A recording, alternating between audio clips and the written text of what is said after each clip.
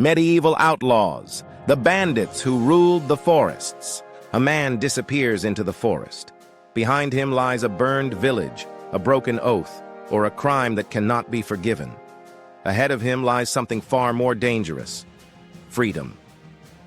In the Middle Ages, the forest was not empty land. It was a refuge, a hiding place, and in some cases, a kingdom of its own. Here, beyond the reach of lords and courts, outlaws built communities, challenged authority, and sometimes ruled entire regions from the shadows. Today we uncover the real world of medieval outlaws, not the legends, but the bandits, fugitives, and rebel groups who turned the wilderness into power. Section 1. What it meant to be an outlaw. To be declared an outlaw was not just punishment, it was erasure. An outlaw had no legal protection, no rights, no recourse. Anyone could rob him, harm him, or kill him without consequence. In a world built on law and hierarchy, this was a terrifying sentence. But it also created something unexpected.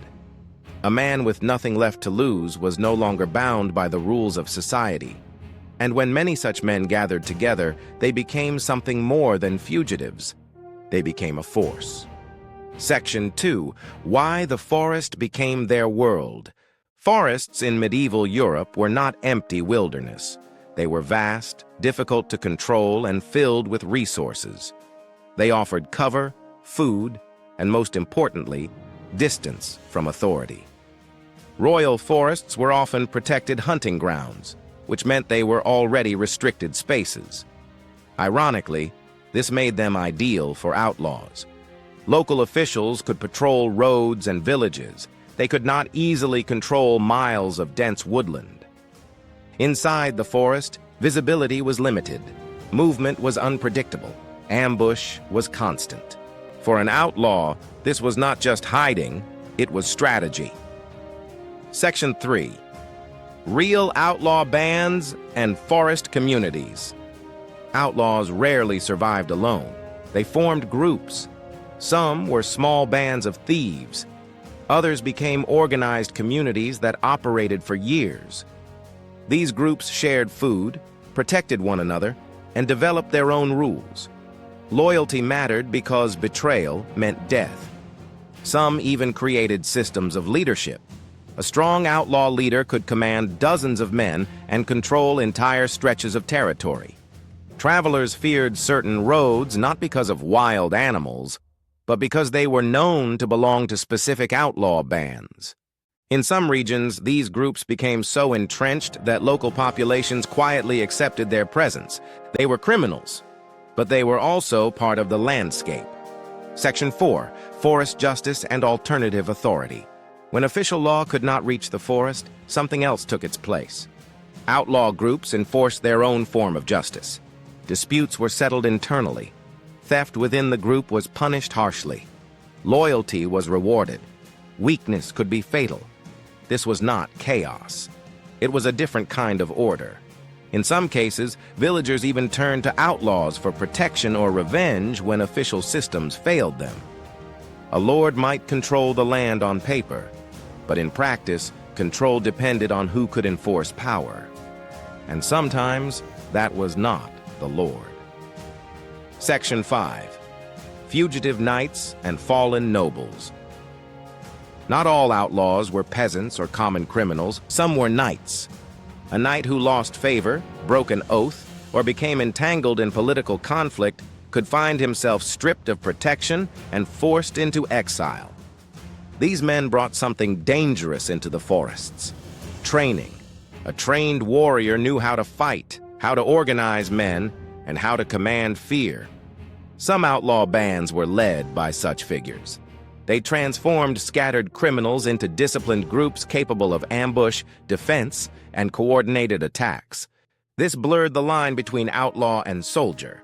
In certain cases, the difference was little more than legality. Section 6. The reality behind Robin Hood. No discussion of medieval outlaws escapes one name: Robin Hood. The image is familiar. A noble outlaw, a hero of the poor. a man who robs the rich and gives to the needy. It is a powerful story. It is also a simplified one. The earliest references to Robin Hood appear in ballads, not official records. He may represent a real individual, or he may be a composite of many outlaw figures. What matters is what the story reflects. Outlaws existed. Some resisted authority. Some targeted wealthy travelers or corrupt officials. But most were not heroes. They stole to survive. They killed when necessary. They lived in constant danger. The legend endures because it transforms fear into justice. It turns a criminal into a symbol. But the real forests were far less forgiving. Section 7. Why Outlaws Thrived. Outlaws did not exist in isolation. They were a product of the medieval world. Strict laws, harsh punishments, economic pressure, and limited opportunity pushed people toward the margins. A single mistake could destroy a life, and once outside the law, returning was nearly impossible. At the same time, weak enforcement in rural areas created opportunity. Where authority was distant, resistance could grow. Outlaws thrived not because the system failed completely, but because it could not reach everywhere at once. Section 8. The End of the Forest Kingdoms. Over time, states became stronger. Kings expanded authority. Law enforcement improved. Roads became safer. Forests were cleared or brought under tighter control. Outlaw life became harder. What had once been a hidden world slowly disappeared. By the late Middle Ages, large outlaw communities were less common. The space they depended on was shrinking. The forest was no longer beyond reach. Conclusion. The medieval outlaw was not just a criminal hiding in the trees. He was a product of his world. A man pushed beyond the limits of law, who found a new kind of order in the shadows. Some became leaders. Some became legends. Most simply tried to survive. If you enjoy exploring the real stories behind medieval myths and legends, subscribe to TorchLit History and stay with us as we uncover the past one story at a time. Because history is not just written in castles and courts. Sometimes it is written in the forest, where the law ends and survival begins.